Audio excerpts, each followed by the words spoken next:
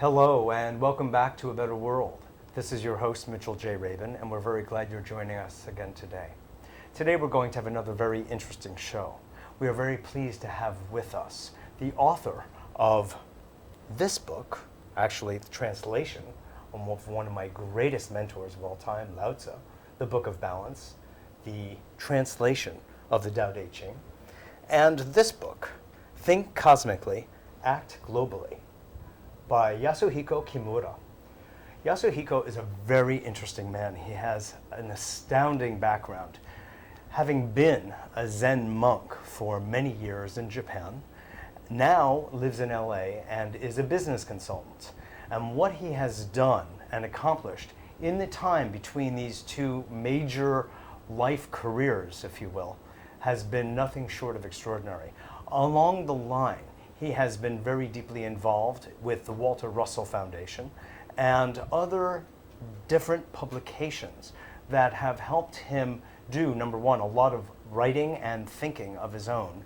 And this is now informing his work as a business consultant, helping to shift and upgrade the thinking and underlying premises of business, which ultimately means a shift in business people's lives, which is for all of us. So, very glad to have you today. Thank you for having me. Thank you. Pleasure. So tell me, what is it that initially motivated you, Yasuhiko, to get involved so deeply in Zen? What was your heart's calling at that time? I had a midlife crisis at the age of 14. I lost purpose in life. You hardly had enough time to develop it. Well, 14 is long years.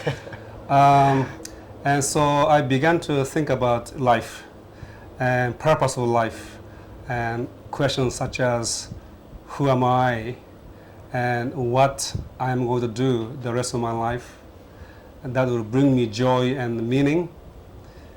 And nobody seems to have the answer around me anyway. And I was surprised that how can anybody live without knowing his or her purpose in life? But anyway, I began to think, read, and inquire. And for 2 years, from the age of 14 to 16, I was fully occupied with that question. And one day in November, just before my birthday, I was very deeply depressed because I couldn't find the answer to my question. And I had basically 3 choices: commit suicide, go insane, or become enlightened. Luckily, yes. Should I guess which one? Yeah, there's as the twilight was dawning, everything turned into light. And I had this divorcer of perception. So what is real in human experience disappeared, and what is invisible came to a fore, which was all light. So I began to realize who I was and who we are and what the nature of existence is. So I was about 2 weeks, I was in euphoria, walking feet above the air. What's interesting is, as you tell the story, I'm thrown back to when I was 14.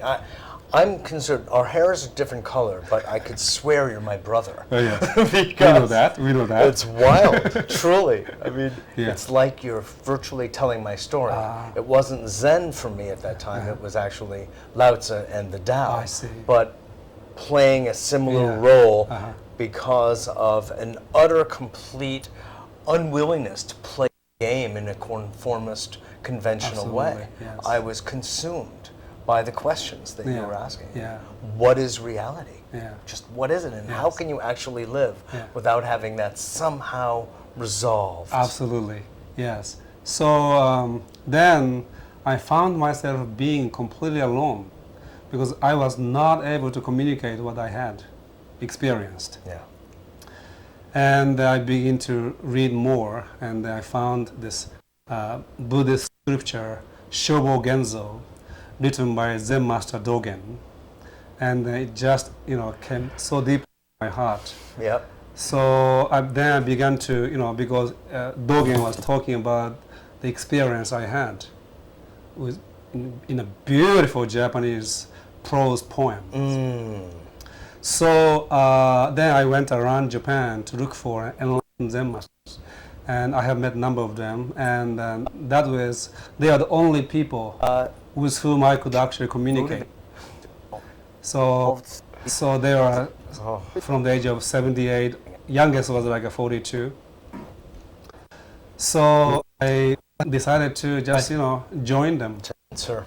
Yes, and to lost as a monastery. That was your intellectual and spiritual community. That's right. I didn't go into the Zen monastery to become a monk or a priest. I went in there as a student of that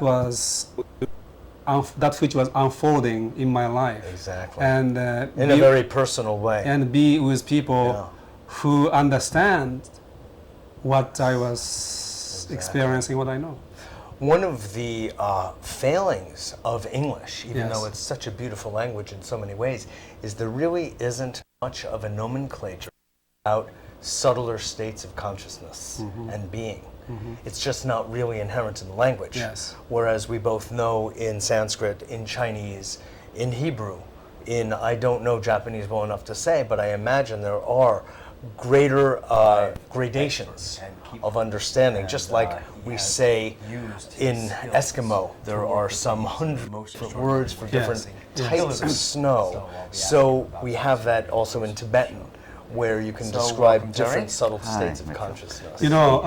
Tibetan and Japanese are two languages I know that are very process-oriented, which means the verbs and adverbs have more significance than the nouns right. and adjectives.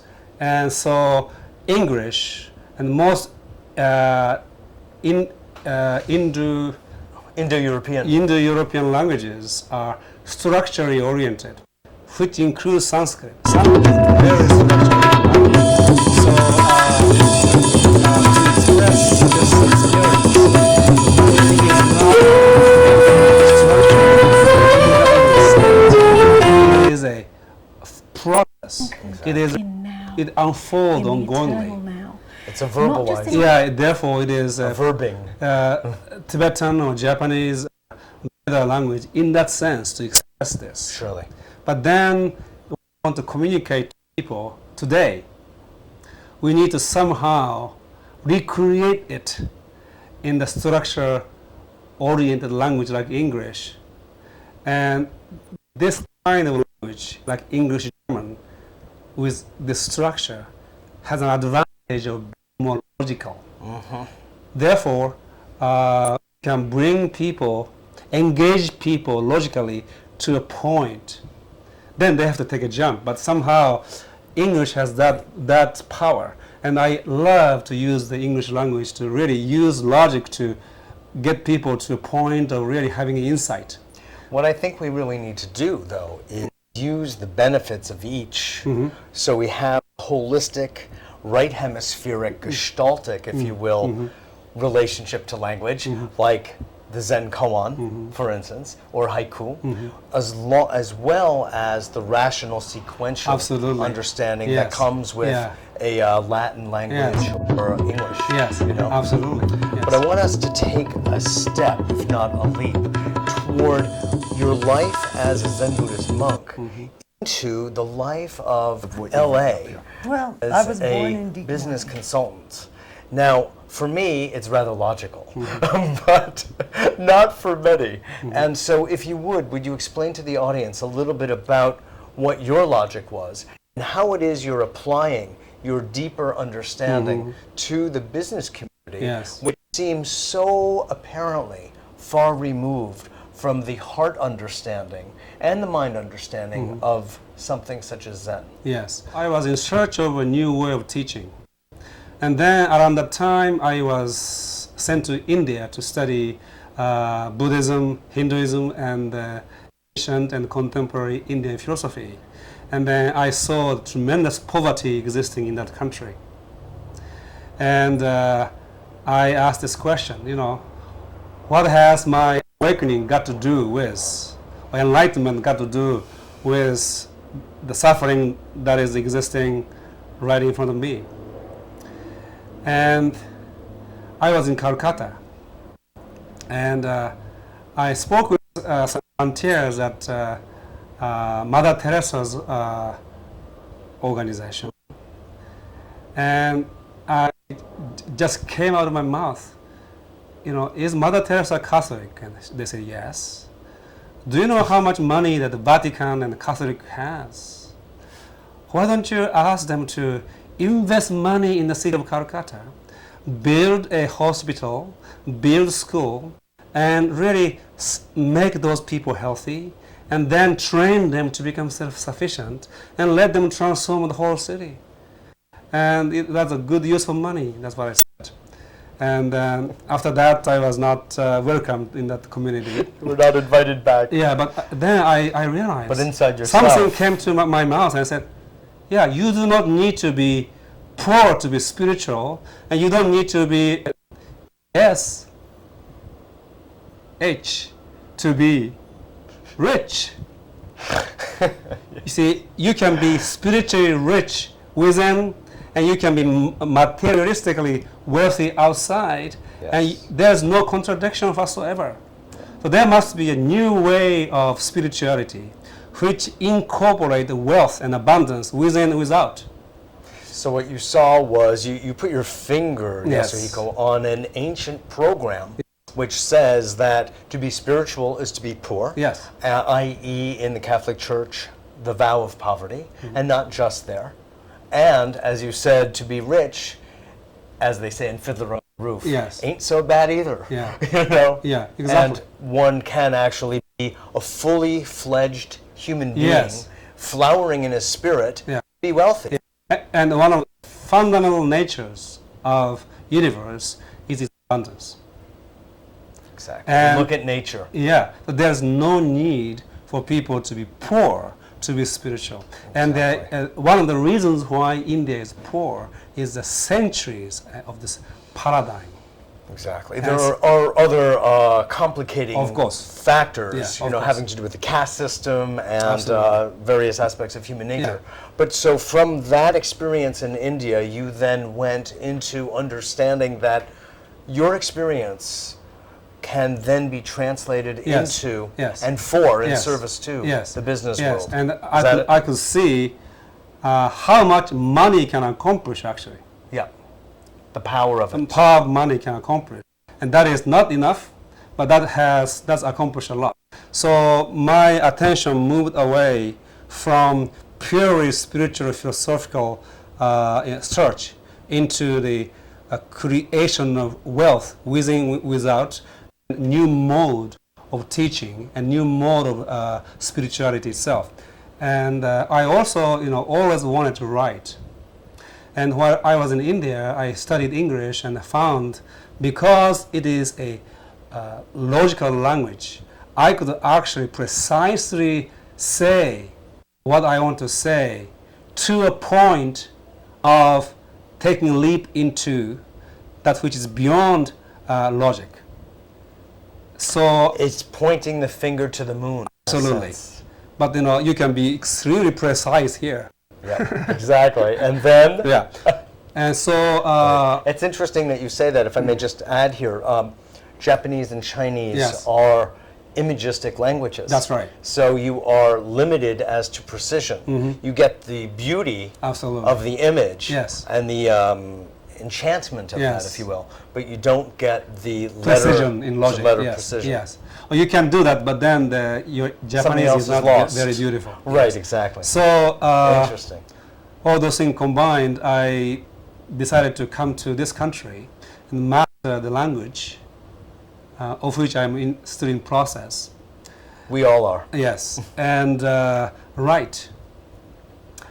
And in the meantime, I also start to expand my view into how I can create a new form of teaching, a new form of spirituality. Well, what do you feel are the principles that you want to help guide business as you see? Mm-hmm. I mean, the point needs to be made, and I made this to you and you to me before, that business, on one hand, is the driving aggressor that is utterly, completely destroying our planet. Yes. Utterly destroying Yes. social structure, social texture, and the ecology itself. I mean, literally to the point of global warming happening the way it is, and to it's like having a dagger at the neck. Yes. That's what business actually has done, Yes. and it's brought governments along with it. Yes. At the same point, and we both agree, that it will be business that can help to bring and reestablish heaven on earth. Yes, exactly.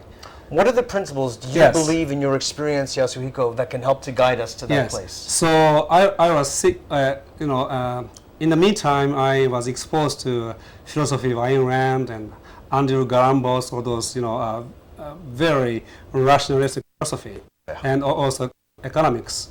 And then I could really see the value of business and how the business can be a change agent for the whole planet. So I was moving more and more into the business community. So I use the term spiritualization of business community. Then business can transform people. Now, and in 1980s, spirituality was not a very popular term or concept for business people. And it's only beginning to change now. And I found this concept in Japanese, kamikairu. And kamikairu is the original Japanese for kangairu today, which means to think. And thinking is required for business. Business is like a discipline thinking. The more able you are to think and bring your thinking into action and result, the more successful you become. So thinking, if I use the term thinking, business people respond. Now, kamikairu, original term for thinking, means to return to the ground of one's being. And grounds of one being, kami, is also a body of light of intelligence. And also kamu, which means to complementary integration of yin and yang. So those meanings. When you use that word commonly, that's what's understood in Japanese? No, Japanese people don't know. Oh, okay. I am into language. Wow. Okay, etymologically. I'm into etymology. Okay. So the Japanese. All right. So it is inherent in the word. Yeah. So by talking about thinking, strategic thinking, creative thinking, that is a kind of entry point for business people. Yes. And then once people come to my seminar or start to become my clients, then I can go into the whole art and science of thinking, which you get to kamikairu, which begin to go deep into their own heart. Now, then also as part of training people in thinking, is to ask people questions. And people ask me how to teach people thinking by asking questions, ongoingly asking questions. And you don't need to know much about their businesses to ask questions. Actually, it's better not to know anything, and you can ask all kinds of questions by asking questions. Zen mind, beginner's mind, and then they begin to dig deep within themselves. Simple question like, what do you sell? What do you market? Why do you do what you do? What made you decide to become a businessman? Why have you chosen this field? And then when you begin to ask those questions, go deeper and deeper into being. So they started out, the strategic thinking, become really reflective, meditative thinking about who they are. And then you can say, you are spending most of your life working. Are you happy, satisfied? Yeah. If not, why? So what happens is people realize there's much more is possible in their own business life. More importantly, they realize there's a deep spiritual roots that their own business has. You see, people think they go into business to make money. But actually, if you really go deep into people's heart and spirit, they go into business as a way of self-expression and as a way of self-realization. And just like the artists want to paint or compose music, business people want to create business and make something. And almost without any exceptions, when I have this deep conversation with CEOs, they realize that. And that you don't need to spiritualize them, they realize their own spiritual roots, their being business. And then they begin to shift. And this also has a practical application. The more able you become at thinking, the more able you become at creating and producing.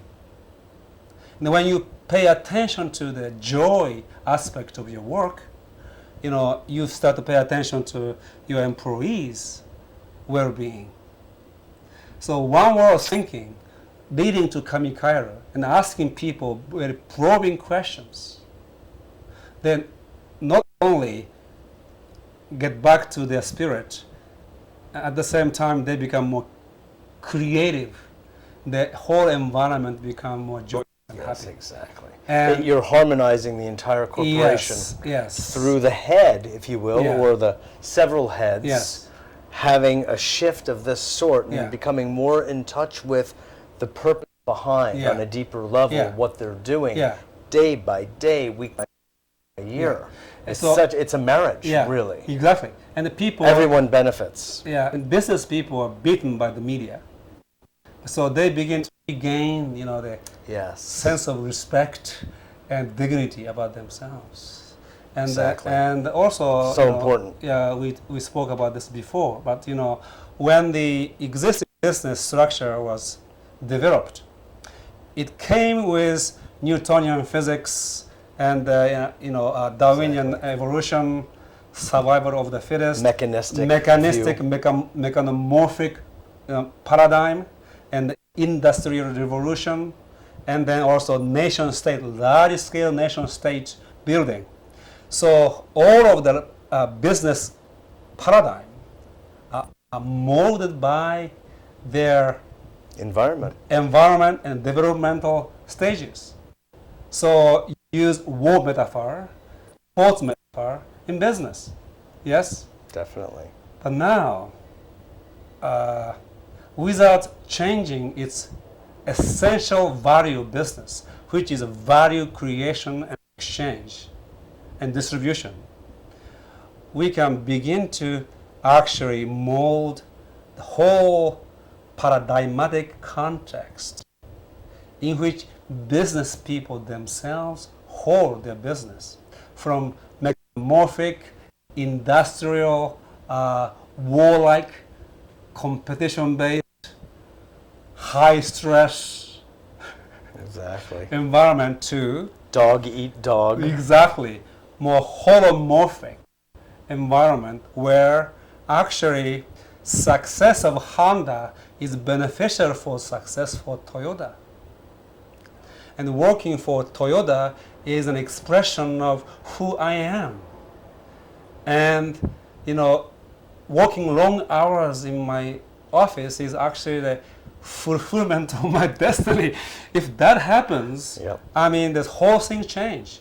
And so, what we need to do is really begin to make people aware, business people aware of what they are really doing, and also alternative paradigm within which they can do business, which will be much more productive and much more joyous and less stressful. But one of the things that has to happen in that environment, Yes. as you so well know, Yes. is that there have to be perceived different levels and kinds of payment. Uh-huh. That money is only one form of profit. Absolutely. That the profit has to be shared among people and understood to be happiness, joy, Yeah. pleasure, being in service to. Yes. And I spoke with you about an idea that I've been kind of cultivating for a long time called moderate profit, where everybody wins, everybody gets a lot. It doesn't mean there's a ceiling, but it just means that rather than making the war, to continue the war metaphor, a killing, which is everyone is in business so often to make a killing, we find a way of languaging that so people can both live and let live, so to speak. You see, and if we come from this, Is that in accordance with absolutely. your play? You know, if we come from this holomorphic, paradigm, you and I can compete, but the competition is not different from cooperation. See, it's like a game of tennis. Definitely. Game of tennis. The better you are, Just what I the was better about I to will bring become. up. Exactly. Yeah, so even if I lose you in this particular segment of our game, it is not the life and death matter. That's right. And my esteem is not dependent upon this particular game that I lost right now. It is whole things It's much larger than that. larger than that. And then, Definitely. even when I lose, I gain. Exactly. And it is, you win, your customers win, and the whole planet wins. So win, win, win. Beautiful. Yeah, and that is, Exactly. I think, it sounds very idealistic, but it's actually more logical. Coming It's from totally logical. nature of human beings and the universe. So Hence, you did the translation of the Book of Balance. exactly. The Tao Te Ching, Yes. among your other Yes. many accomplishments. Yes. Yasuhiko, I want to just thank you so much Thank you. for being on and for the work that you're doing, because Thank you. it's brilliant, Yes. it's wonderful, and Yes. it's from the heart. I hope you enjoyed that as much as I did and got as much out of it as I did. Thanks so much for joining us. This is Mitchell J. Rabin for A Better World, and I look forward to seeing you all next week.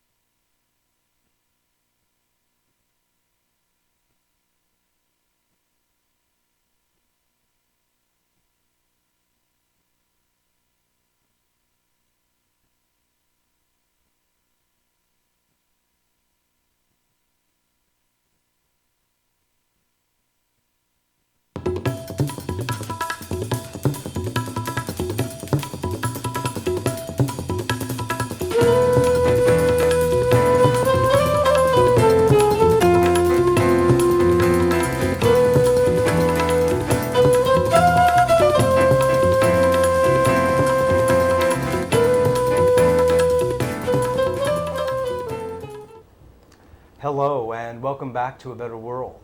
This is your host, Mitchell J. Rabin, and we're very glad you're joining us again today.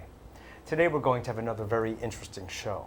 We are very pleased to have with us the author of this book, actually the translation of one of my greatest mentors of all time, Lao Tzu, The Book of Balance,